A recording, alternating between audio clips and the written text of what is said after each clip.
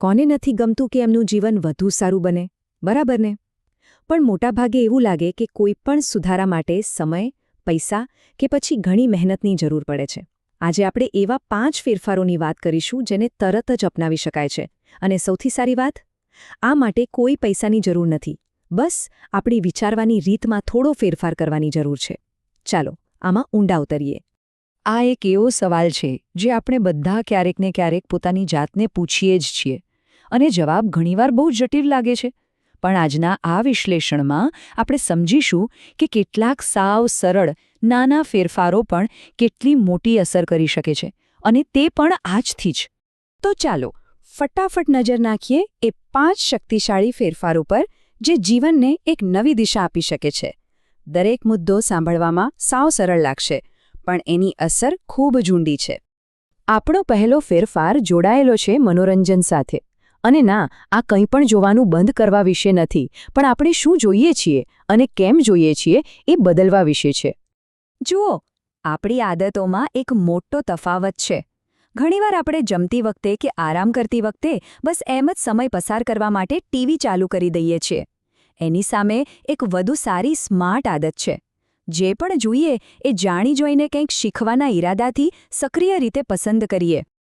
તો કહેવાનો મતલબ એ છે કે ખાલી ટીવી ચેનલો બદલવા કરતાં એવું કન્ટેન્ટ પસંદ કરો જે તમારા જ્ઞાનમાં વધારો કરે.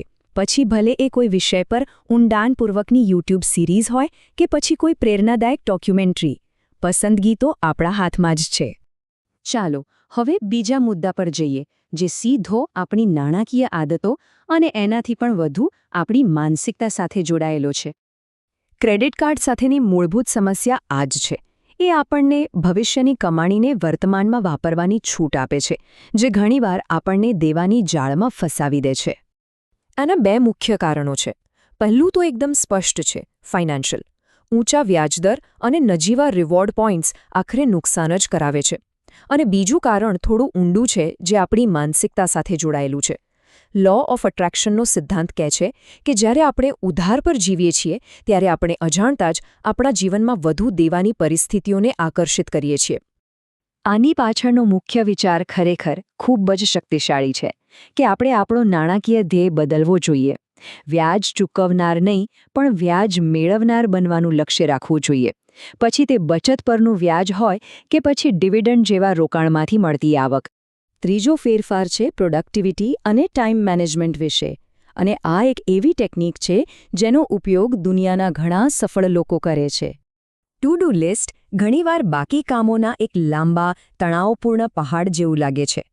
એનાથી ઉલટું, કેલેન્ડર દરેક કામ માટે એક ચોક્કસ સમય અને જગ્યા નક્કી કરી દે છે, જેનાથી માનસિક સ્પષ્ટતા મળે છે. અને આ પદ્ધતિ અપનાવવી સાવ સહેલી છે. બસ ફોનમાં રહેલી કેલેન્ડર એપનો ઉપયોગ કરીને કામોને ચોક્કસ સમય પર શેડ્યુલ કરી દો.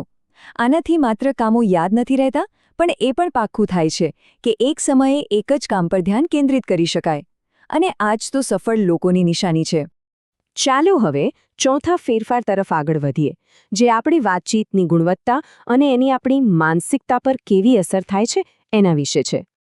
જરા એક ક્ષણ માટે વિચારો. મિત્રો, પરિવાર કે પોતાની સાથે પણ આપણી વાતચીત સામાન્ય રીતે કયા વિષય પર કેન્દ્રિત હોય છે? આપણી વાતચીતનો વિષય આપણા જીવન પર સીધી અસર કરે છે. જ્યારે વાતચીત લોકોની આસપાસ ફરે છે, ત્યારે તે મોટાભાગે ફરિયાદો અને નકારાત્મકતામાં જ પરિણમે છે.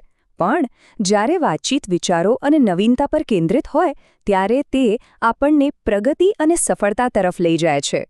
અને હવે આપણો અંતિમ અને કદાચ સૌથી ગહન ફેરફાર, આ સ્પર્ધામાંથી બહાર નીકળીને મૌલિકતા પર, એટલે કે પોતાની આગવી ઓળખ પર ધ્યાન કેન્દ્રિત કરવા વિશે છે. સતત બીજાઓથી આગળ નીકળવાનો પ્રયાસ કરવો એ એક બિનજરૂરી અને ક્યારેય ન પૂરી થનારી દોડ છે. સાચો ધ્યેય કોઈના કરતાં વધુ સારા બનવાનો નથી, પણ પોતાની એક અનોખી ઓળખ બનાવવાનો છે. અનોખા બનવાનો મતલબ છે પોતાની શરતો પર જીવવું. એનો અર્થ છે કે દરેક દલીલ જીતવી જરૂરી નથી, કે દેખાડો કરવા માટે ખર્ચ કરવો જરૂરી નથી. એના કરતાં પોતાની એક એવી ઓળખ બનાવી જેના માટે લોકો તમને યાદ રાખે. તો આ છે એ 5 ફેરફારોનો સારાંશ. મનોરંજનથી લઈને પૈસા, પ્રોડક્ટિવિટી, વાતચીત અને જીવનના ધ્યેય સુધી આ દરેક ફેરફાર જીવનને તરત જ વધુ સારું બનાવવાની તાકાત ધરાવે છે.